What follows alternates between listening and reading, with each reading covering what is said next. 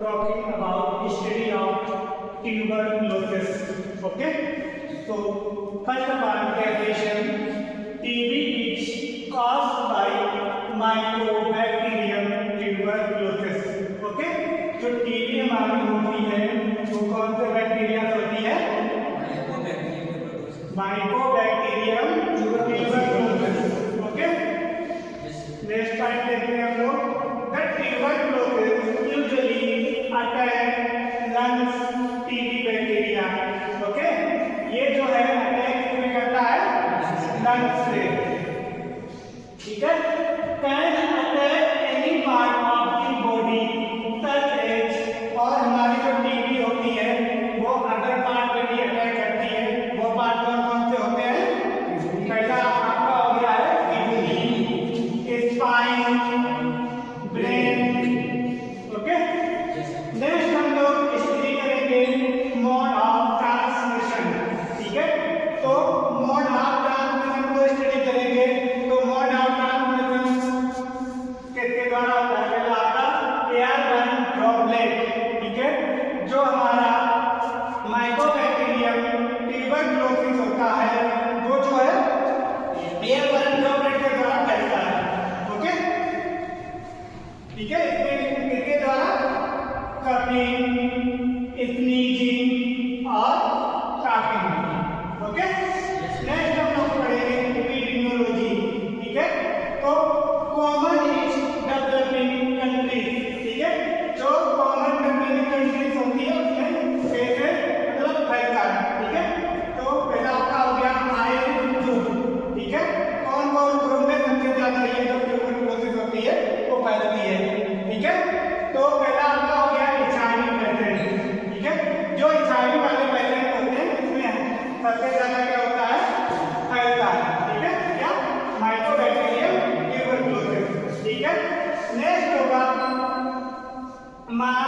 न्यूट्राइड persons. ठीक है, जो पर्सन जो मतलब उनकी खाने पीने वाली व्यवस्था ठीक नहीं कर पा रही है उन लोगों में सबसे ज्यादा ये माइकोबैक्टीरियम ट्यूबरक्लोसिस देखने को मिलता है. नेक्स्ट आपका हो गया है डायबिटिक पर्सन्स. ठीक है, जो डायबिटिक पर्सन्स होते हैं उनमें भी सबसे ज्यादा ये समस्या देखने को मिलती है. क्या? Mycobacterium tuberculosis. नेक्स्ट हम लोग स्टडी करेंगे स्मोक्स. ठीक है, स्मोक्स वाले पर्सन में भी सबसे ज्यादा देखने को मिलती है और एल्कोहलिक पर्सन में भी सबसे ज्यादा देखने को मिलती है.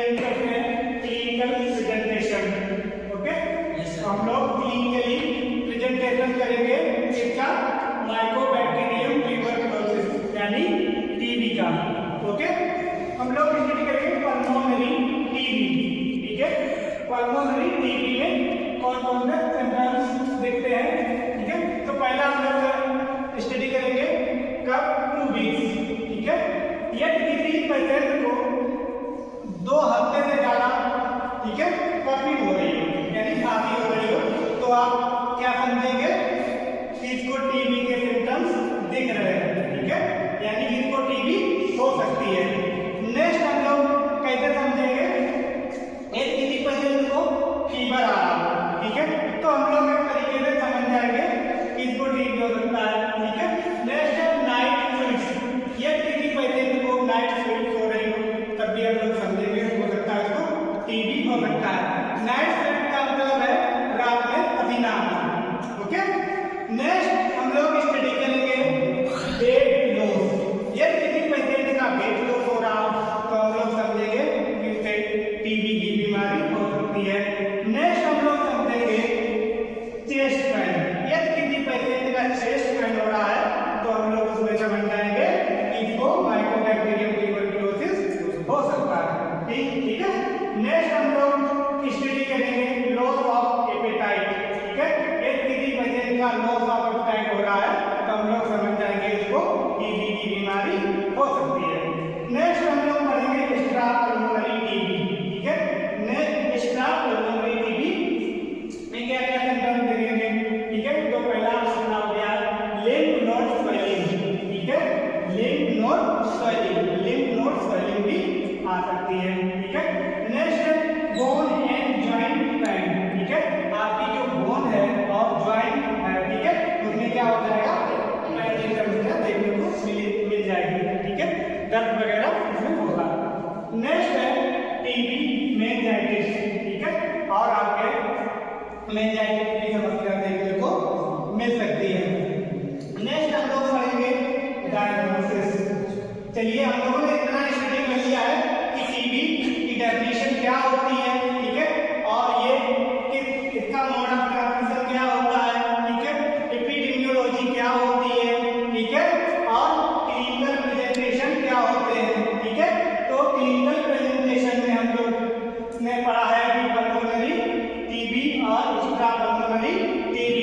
और नेक्स्ट पार्ट अपना जाता है डायग्नोसिस।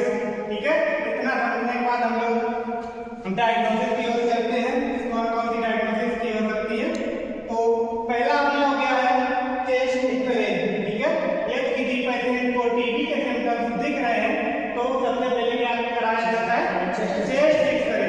ठीक है, चेस्ट एक्सरे सबसे पहले कराया जाता है। ठीक है, उसके बाद स्प्यूटम टेस्ट, स्प्यूटम टेस्ट ठीक है कराया जाता है। ठीक है, तो इससे हम लोग क्या करेंगे? टीबी का पता लगा सकते हैं। ठीक है, नेक्स्ट होगा कल्चर टेस्ट।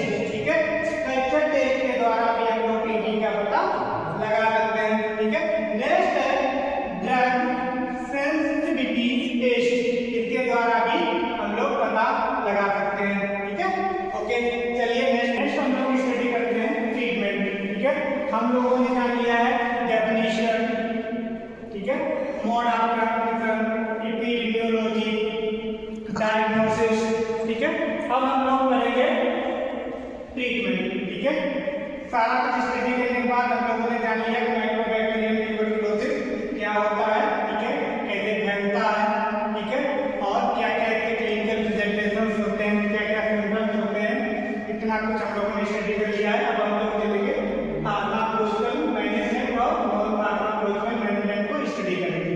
ओके, तो सबसे पहले हम लोग स्टडी करेंगे फार्माकोलॉजिकल मैनेजमेंट। ठीक है, फार्माकोलॉजिकल मैनेजमेंट का मतलब होता है जो फार्माकोलॉजिकल वाली मेडिसिन होती हैं हम उनको यूज करके और टीबी को ट्रीट कर सकते हैं।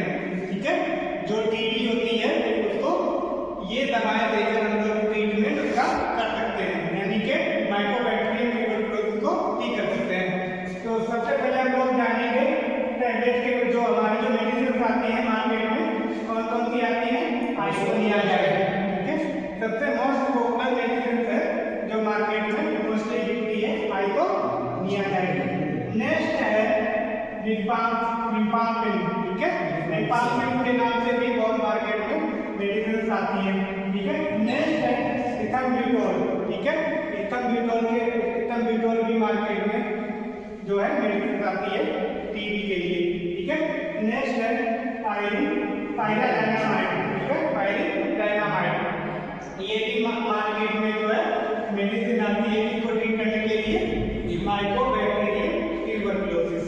ठीक है, नेक्स्ट हम लोग जानते हैं मेडिसिन के बारे में। मोस्टली इतनी मेडिसिन हम लोग स्टडी कर जो है ट्रीट कर सकते हैं इसको माइक्रोबैक्टीरियम ट्यूबरकुलोसिस के लिए। ठीक है, उसके अलावा आजकल और कौन सा ट्रीटमेंट कर सकते हैं ये हम लोग जानेंगे नॉन फार्माकोलॉजिकल मैनेजमेंट। ठीक है, नॉन का मतलब अदर। ठीक है, अदर दवाइयों करके कौन सा ट्रीटमेंट कर सकते हैं। ठीक है, तो हम लोग क्या करेंगे? Stay home. ठीक है, होम पे रहो। ठीक है, तो जो माइक्रोबैक्टीरियम ट्यूबरकुलोसिस है वो क्या रहेगा? ठीक नहीं होगा। ठीक है, नेक्स्ट वेंटिलेट दारू, अपने आप को वेंटिलेट करके रखो। ठीक है, ताकि वो एयर के द्वारा ना फैले, स्प्रेड ना हो। ठीक है, इसीलिए हम लोग क्या करेंगे? वेंटिलेट रहेंगे। ठीक है, जिस पेशेंट को ट्यूबरकुलोसिस होगा उसे क्या करना पड़ेगा? वेंटिलेट। ठीक है, आप लोगों को सुना भी होगा।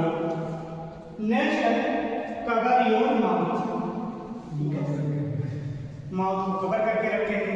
ठीक है, पता चला कि कवर नहीं किया दूसरे सामने बोल रहे हैं। ठीक है, कम्युनिकेट कर रहे हैं तो क्या होता है? टीबी मोस्टली होने के चांस रहते हैं। सबसे ज्यादा मोस्ट इफेक्टिव सिम्टम्स टीबी का किसके द्वारा होता है? एयर बर्न के द्वारा। ठीक है, टॉकिंग करने के द्वारा। ठीक है, तो ये हम लोग जो है नेक्स्ट है वियर मास्क और मास्क लगा के पहनेंगे। ठीक है, जितनी पेशेंट को ये होता है वो क्या करता है? मास्क लगा के रखता है। ठीक है, किसी को कोई कंफ्यूजन हो तो वो पूछ सकता है। ठीक है, हम लोगों ने सारा कुछ कवर किया है। क्या क्या कवर किया है? पहला है डेफिनेशन। ठीक है, दूसरा है मोड ऑफ ट्रांसमिशन। ठीक है, तीसरा हम लोगों ने क्या स्टडी किया? एपिडेमियोलॉजी। ठीक है, चौथा हम लोगों ने स्टडी क्या स्टडी किया? Clinical presentation. ठीक है, और पांचवा हम लोगों ने क्या स्टडी किया? डायग्नोसिस। ठीक है, और नेक्स्ट स्टडी क्या किया? ट्रीटमेंट में, ठीक है। ट्रीटमेंट हम लोगों ने दो टाइप का किया है।